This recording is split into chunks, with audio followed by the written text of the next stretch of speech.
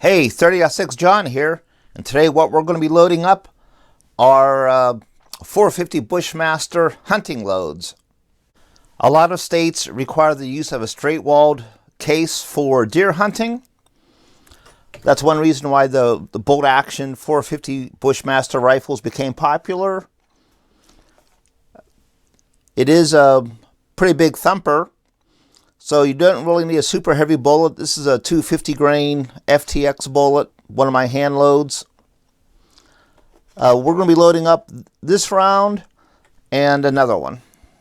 This is the rifle I'm going to be using. It's a Ruger Ranch rifle in 450 Bushmaster.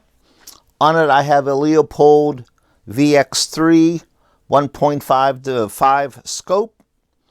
This rifle is actually a little bit more of a bear gun, but I'm going to load up some little bit lighter bullets and see how it does for a deer hunting type load. The barrel on this ranch rifle is 16 1/4 inches. I did remove the muzzle brake off of it. I actually didn't like the muzzle brake. It created a lot of muzzle blast. It does reduce recoil, but to be honest with you, I think I would just rather deal with the recoil than deal with all of the muzzle blast. So we're going to be loading up two different reloads. One is going to be sort of a factory equivalent. We're going to be using the Hornady FTX 250 grain bullet. This is what they load in their factory ammo. Their first bullet, I think they have a couple other ones now. It's a 250 grain flex tips off bullet on it. I shot it before reloads and factory ammo. Shoots pretty good.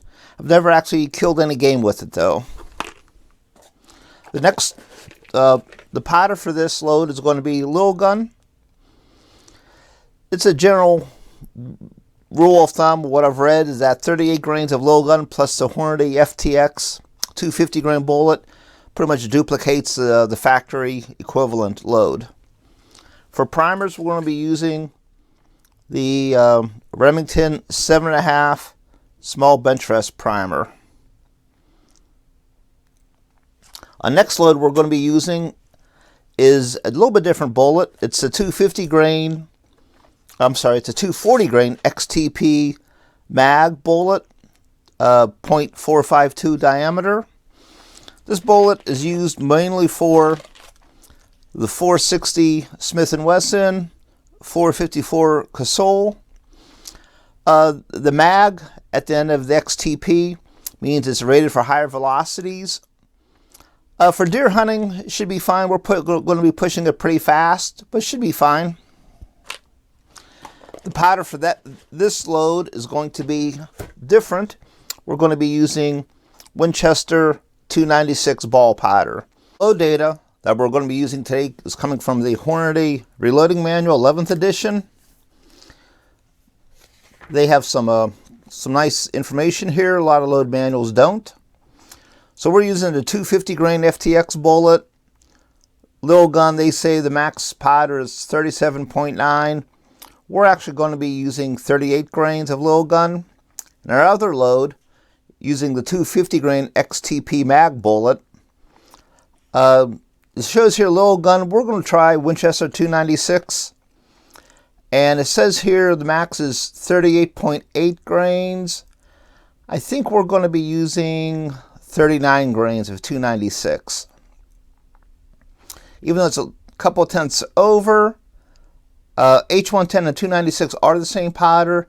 They show for H110 it's 40.6 grains. So we're going to use 39 grains. Should be a nice load.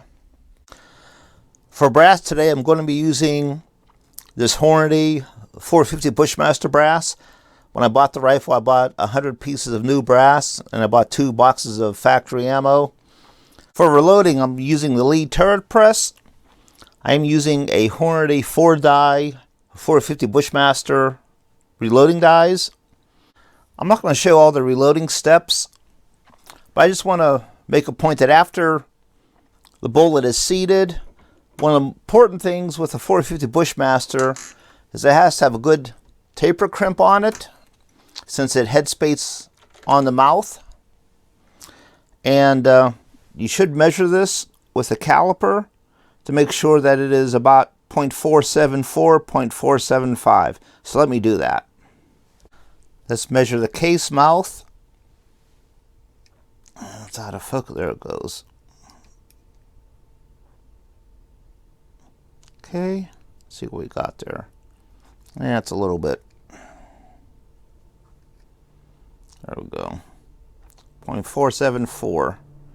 That's good.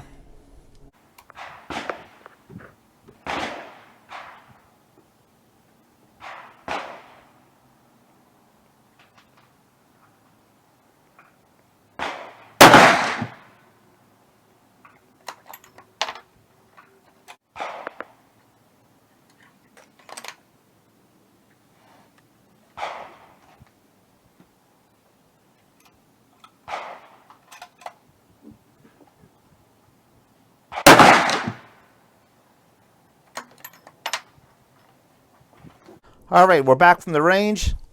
Sir has some surprising results. Our first reload, the Hornady 250 FTX, 38 grains of little gun, Remington 7.5 primer. The velocity average was 2,203 feet per second, which is about correct.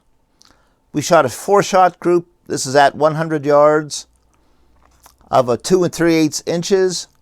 That's okay accuracy, accurate enough. Usually if you tweak it a little bit better, I could get a little bit better than that.